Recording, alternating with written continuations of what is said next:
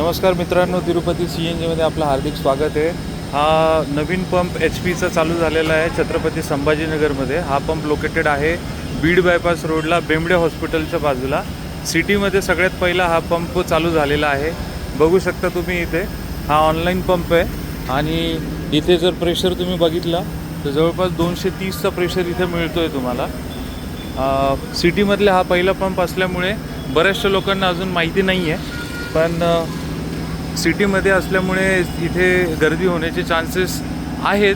पण इथे जे ओनर आहेत त्यांच्याशी मी बोललेलो आहे आणि ते ओनर म्हटलेले आहेत की हा पंप 24 तास चालू असणार आहे। तर तुम्हाला कुठल्याही प्रकारे म्हणजे आता इकडे तिकडे CNG साठी पळण्याची गरज नाही आहे।